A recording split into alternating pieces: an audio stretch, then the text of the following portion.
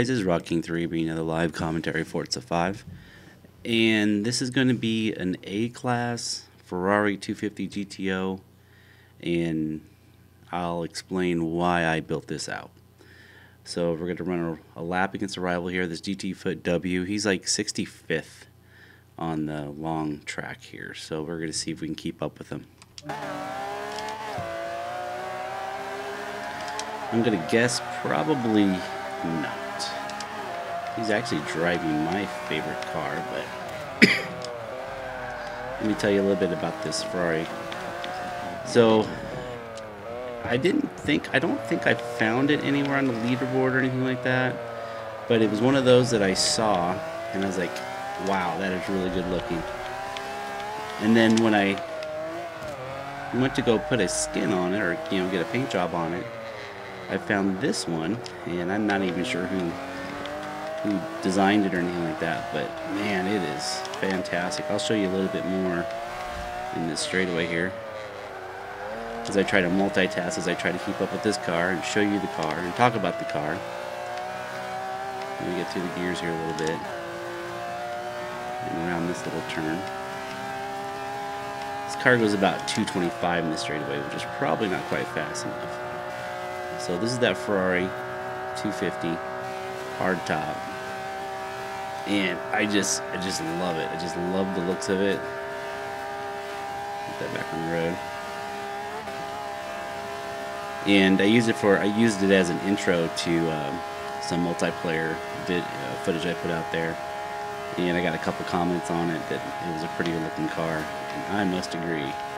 Sometimes you just have to build the car because it just looks good. You can see that car, I think it's a Ford GT, is just walking away from me here.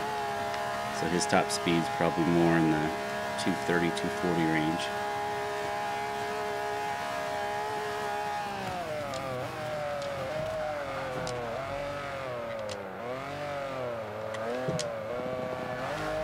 But we'll see what we can do. You never know. Might be able to make up that time right there.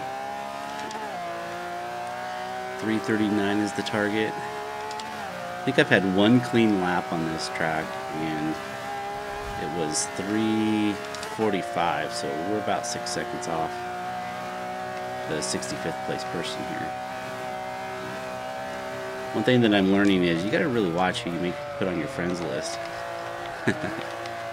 This GT Foot guy, I don't remember adding him, but I'm always happy to add people. But I've been working on A-Class and B-Class a little bit, and keep finding this guy up in the being my rival at the top. Excuse me.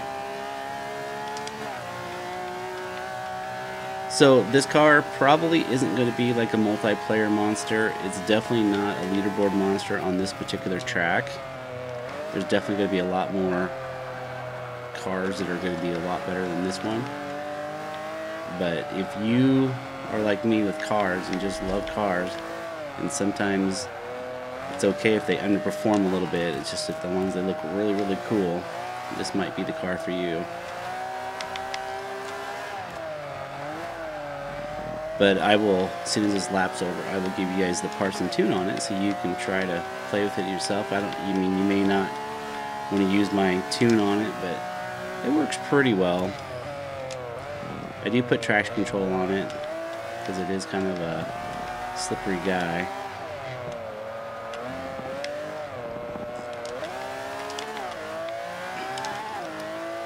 I don't even think I beat my last time.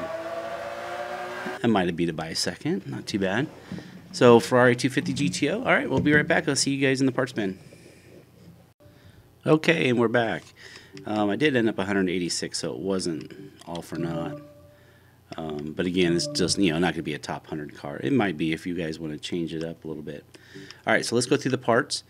I did a serious street power swap here for 441 horsepower, for 150 PI. The car overall has 741 horsepower and only weighs 2,300 pounds. How does that thing not go faster? I'm not sure.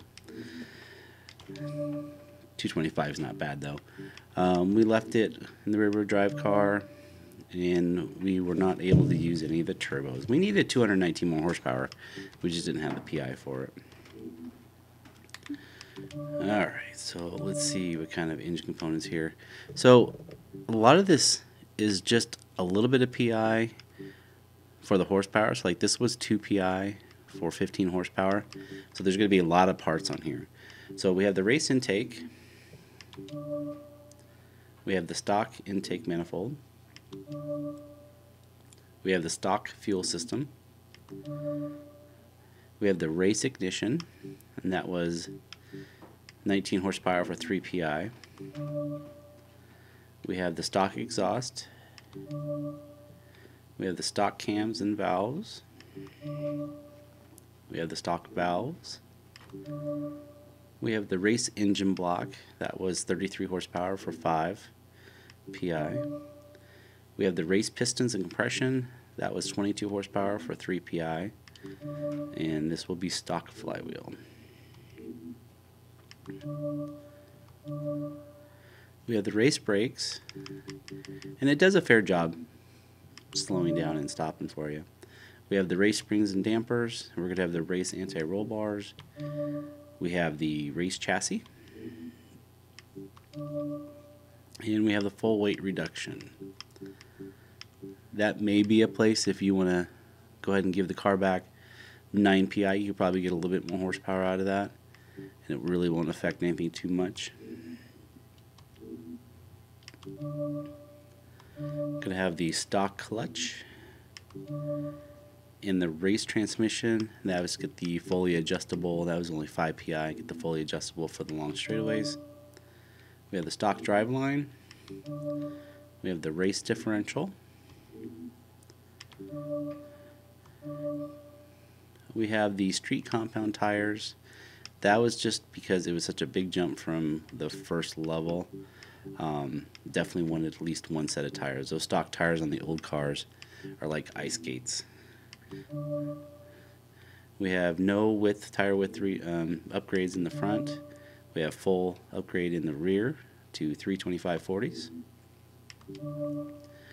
I don't know if you saw the rims, but they're my standard Lexanus LTC 701s. Those are the heaviest wheels that they have.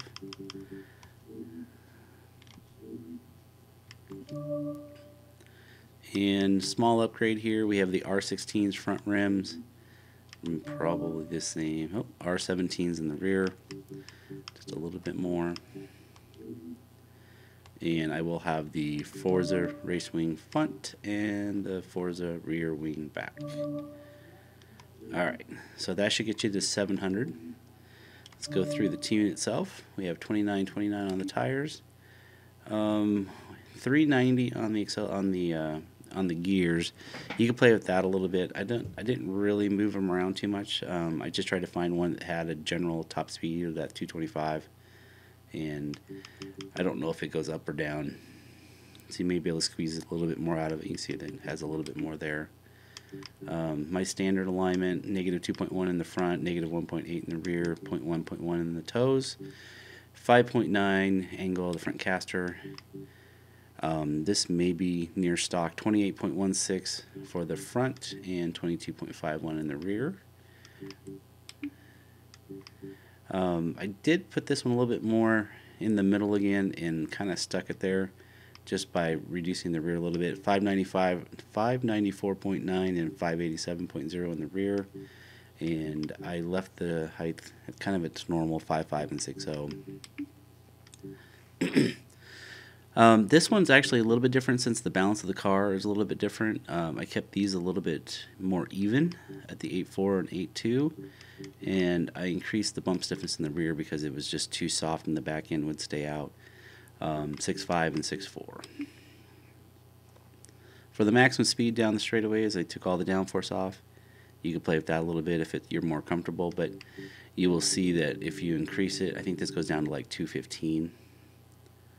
216. So I wanted to make sure I had maximum speed on the straightaway, especially for that particular track. The braking force, I was still tuning this in a little bit.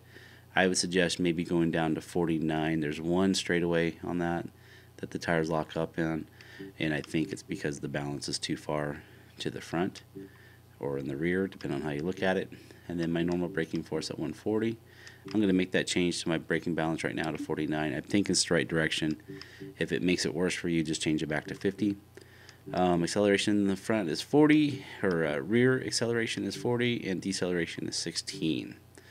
The car is fun to drive. It's just awesome looking.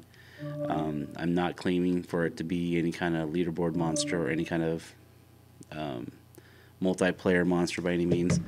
But again, just looking at this car, it just looks fabulous. So I hope you enjoy it like I do. All right, thanks a lot for listening, guys. We'll catch you in the next one. Later.